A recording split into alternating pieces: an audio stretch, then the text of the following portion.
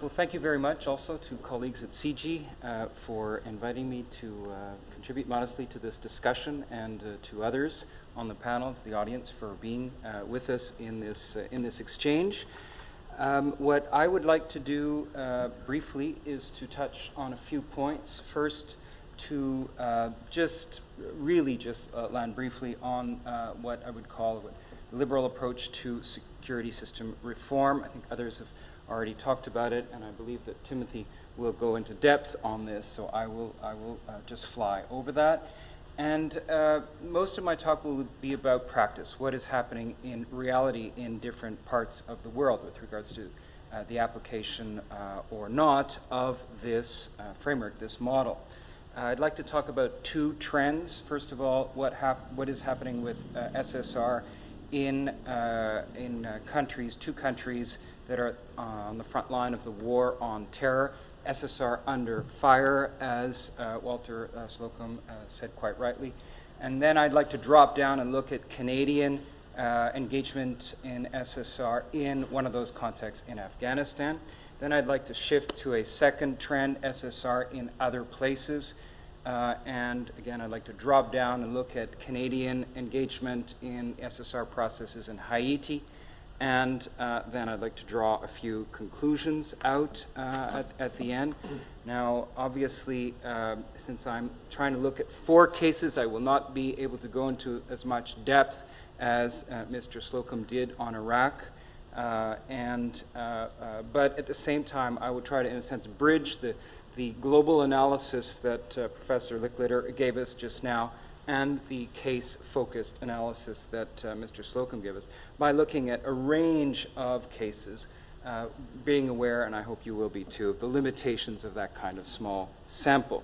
I should also say that the case studies are based on other people's work for the most part. Most of what I will say about Afghanistan or SSR in Afghanistan and Iraq is actually based on an article published in the Journal of Peace Building and Development, written by Mark Sedra a few years ago, and the works on what I will say about Haiti SSR in Haiti is mostly based on a case study that the North-South Institute and its associates published just recently on police reform in Haiti, and with regards to Burundi, the last case, it's mostly again based on case studies by the North-South Institute and its partners in Burundi. Okay. Now, as we heard, security system reform per se is not new.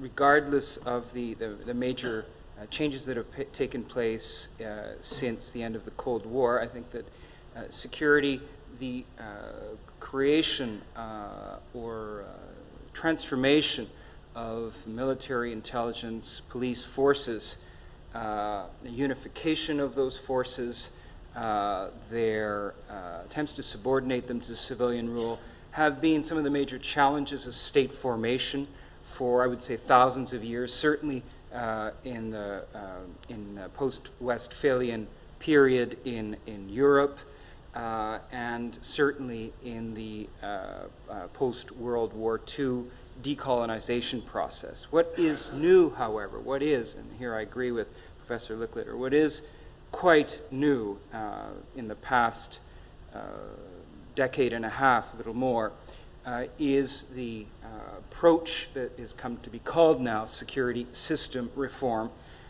which, as Mark Sedra said quite rightly, is really coming from a human security or a people-centered rather than a state-centered perspective.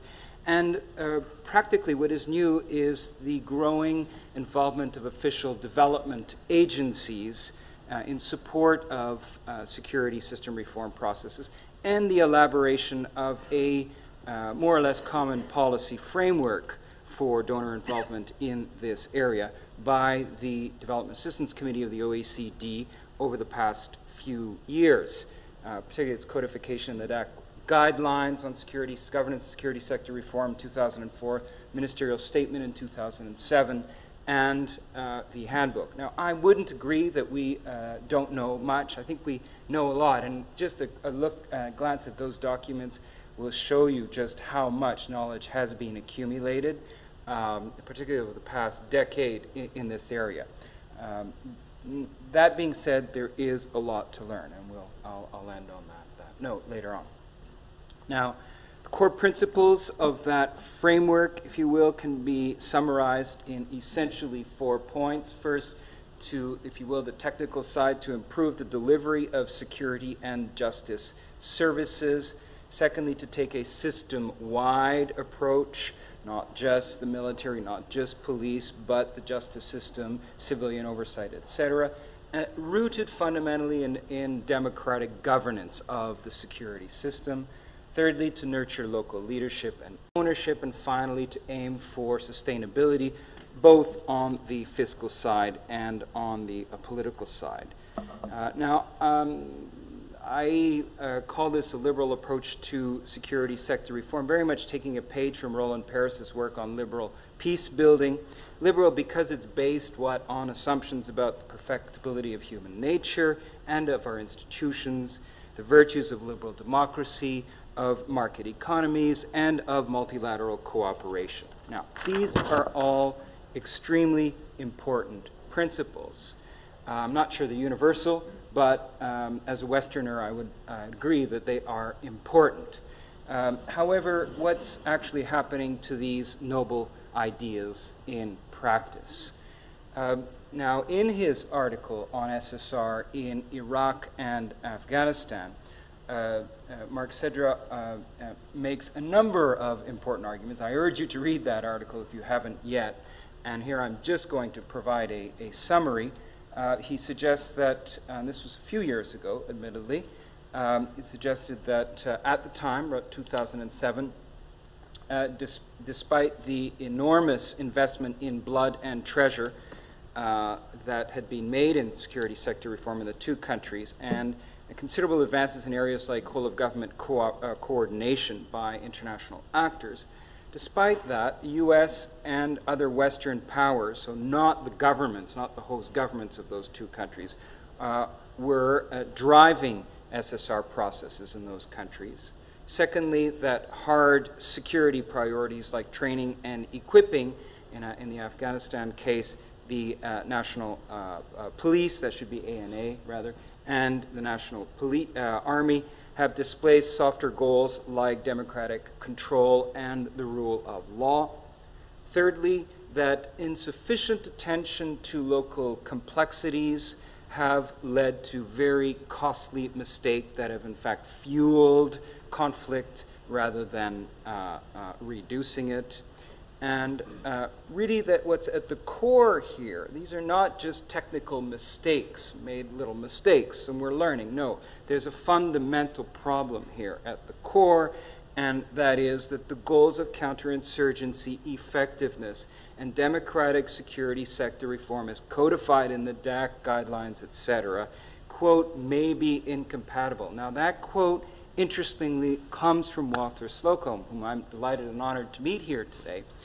What I found particularly interesting is that your talk was actually quite different in its conclusion. So I hope that we can unpack that a little bit in the interests of learning together on this. So to be clear, the real question here that I'd like us to get back to today and in the e-conference is whether, in fact, the goals of war fighting and democratic security sector reform are incompatible, or whether they can be married. I must say that I'm quite sympathetic to Mark Cedra's conclusion in this regard.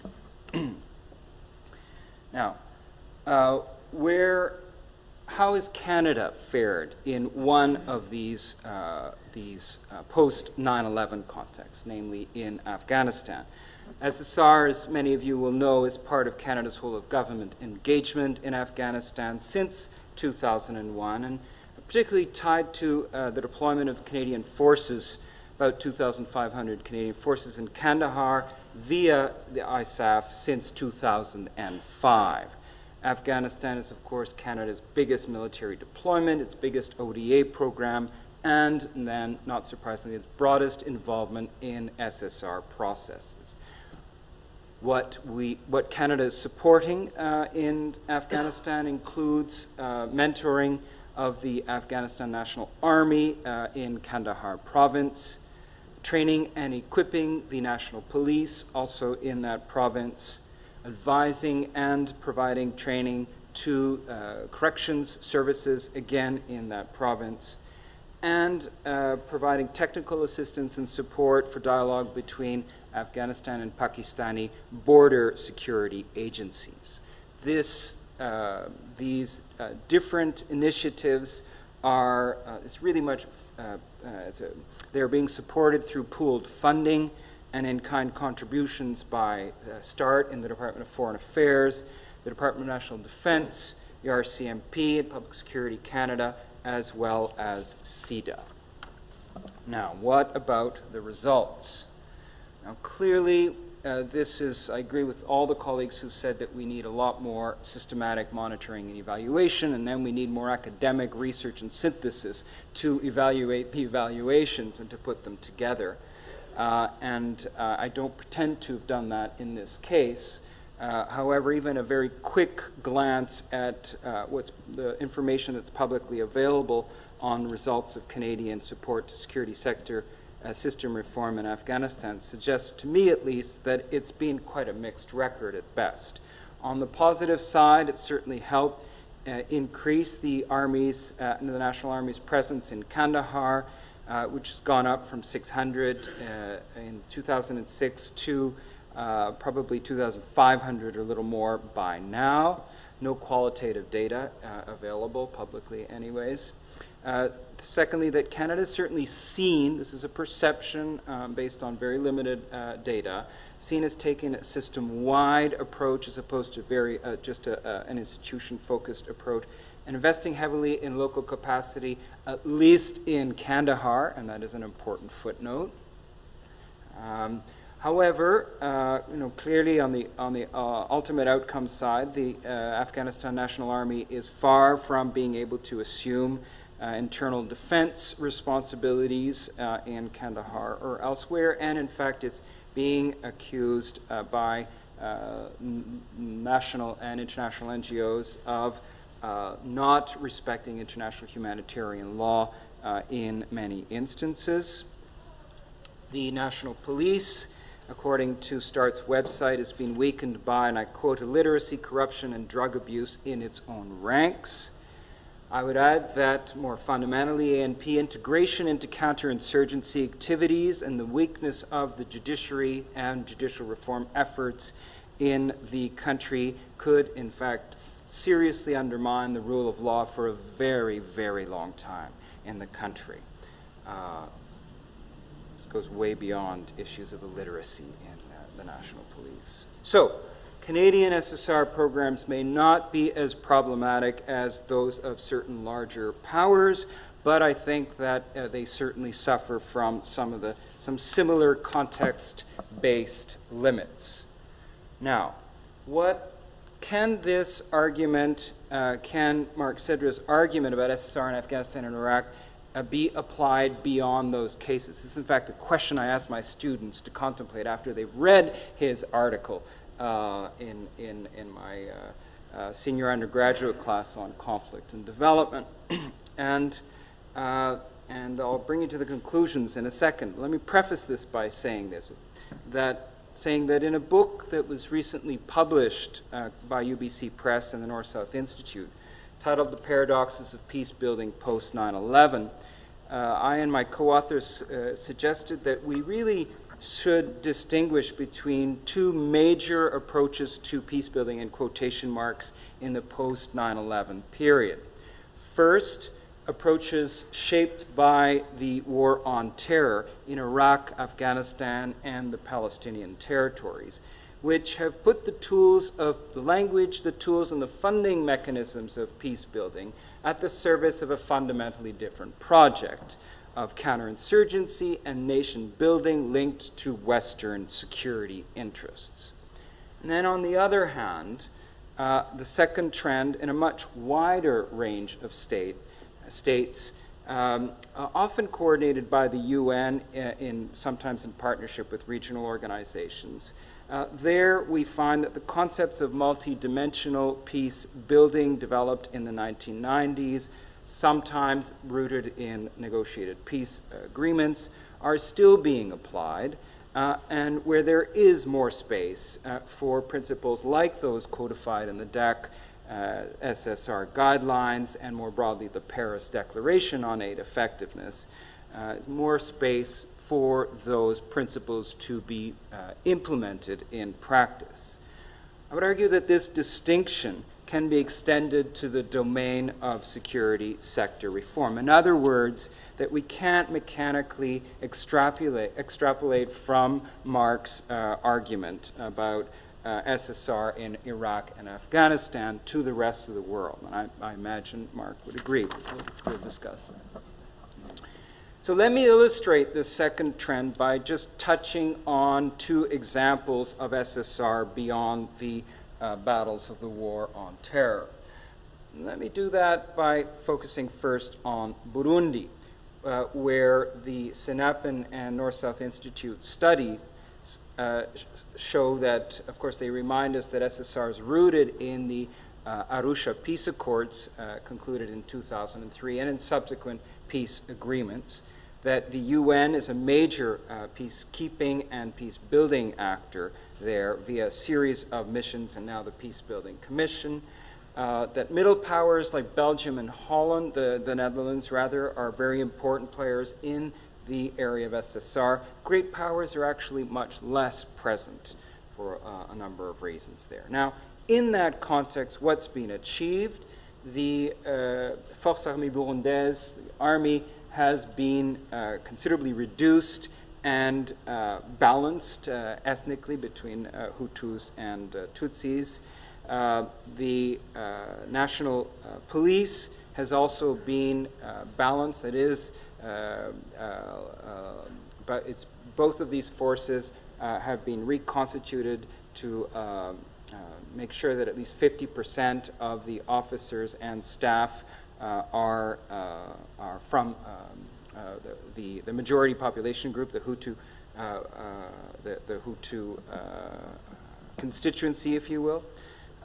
The police is also being professionalized. Both are much more subordinated to the elected executive representing the majority Hutu population. Yet there are a number of limitations here too. First of all, there's been considerable resistance within these two forces and the executive to the vetting of police personnel in particular that allegedly involved in grave human rights violations in the past. Secondly, it's not clear that the police reforms will be fiscally sustainable in the future once international interest diminishes. Thirdly, more broadly, democratic governance and the rule of law remain superficial, I would say, procedural to be kind, while the absence of broad-based economic growth, this is extremely important, let me repeat it, the absence of broad-based economic growth fuels continued rural conflict and growing crime in urban areas, and in turn constrains the government of Burundi's capacity to pay for sustained SSR in the long run. Security and development are indeed linked. Now, Canada's not involved in Burundi in a big way, so let's look at a comparable, a very different, but nonetheless, for the purposes of this argument, I think a comparable situation in Haiti, where SSR is a modest part of Canada's whole of government re-engagement in Haiti since 2004. It's very much linked to Canada's engagement in the UN mission there, MINUSTA. Haiti is Canada's second largest ODA program in the world after Afghanistan, and the second largest SSR portfolio, which now includes considerable assistance, technical assistance, equipment, and infrastructure construction and refurbishing for the national police. In Haiti, the army was dissolved in 1995, so that's not a component of the SSR picture there, for now anyways. the Canadian program also involves infrastructure and training in the area of corrections, prisons, penitentiary system, and in the area of border security, and finally support to a number of community-based security initiatives. What about the results? Again, the recent study by NSI and its associates and a recent internal evaluation of START programming, foreign affairs programming in Haiti in this area, suggests, first on the positive side, that Canadian support does align with Haitian priorities as codified in their poverty reduction strategy paper, which goes by the impossible acronym of DSNCRP en français. It has certainly contributed to the National Police's growth from about 2,500 personnel in 2004 to up to almost 9,000 now. This is considerable in a few years. And it's certainly contributed to its increased operational capacity in several areas and, in fact, to its effectiveness, particularly in the cities. It's already reducing prison crowding and improving border controls, and the community-based approach to security in Bel Air, a particularly poor and violent neighborhood of Port-au-Prince, is showing some interesting results and could possibly be replicated in certain other parts of the city and perhaps in other cities like Gonaïves.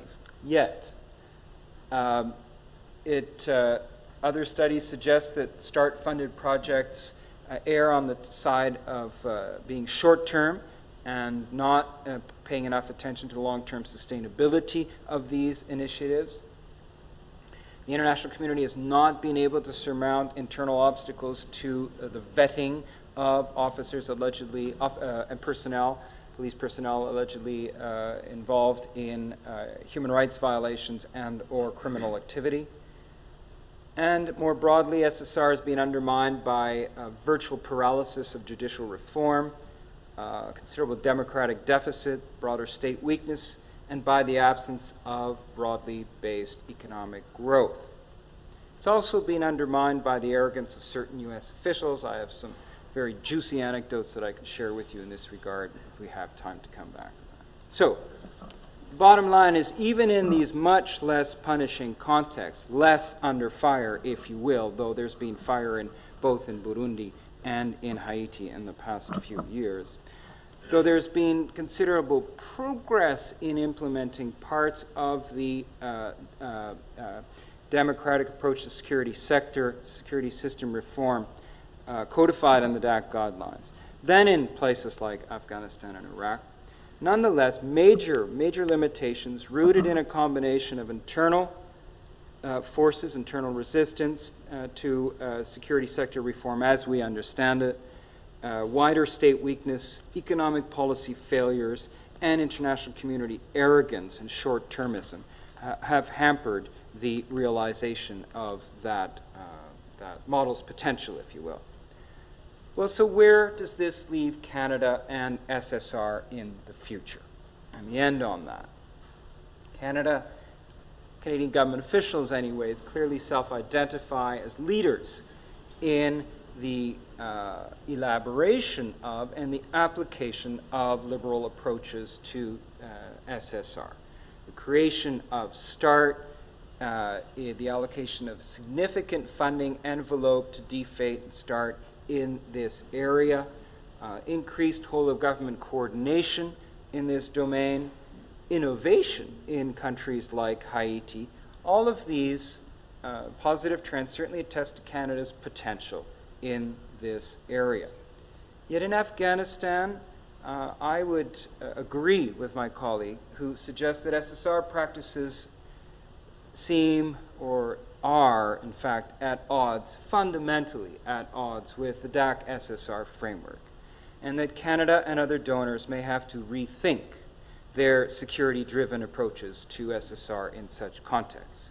Otherwise, to quote Mark once again, for the last time I think today anyways, otherwise the SSR ideal will be unattainable. What about beyond Afghanistan? In less geopolitically affected countries like Burundi and Haiti, there is clearly more space for liberal SSR. The results seem more promising, but SSR is still limited by short-term donor projects, by resistance of certain host state actors, by democratic deficits, and fundamentally by economic policies that are not generating shared growth. In such contexts, Canada and its partners could work much harder to close the gaps between the DAC-SSR framework and what's happening on the ground through long-term and much more systemic approaches to SSR programming, through more support for democratic, inclusive democratic engagement in SSR projects, so not just parliamentary, but also media, civil society. And fundamentally by renewing the search for human development, shared economic growth. Otherwise, there too, I'm afraid that the SSR may be unattainable, even in those promising, more promising contexts. Thank you.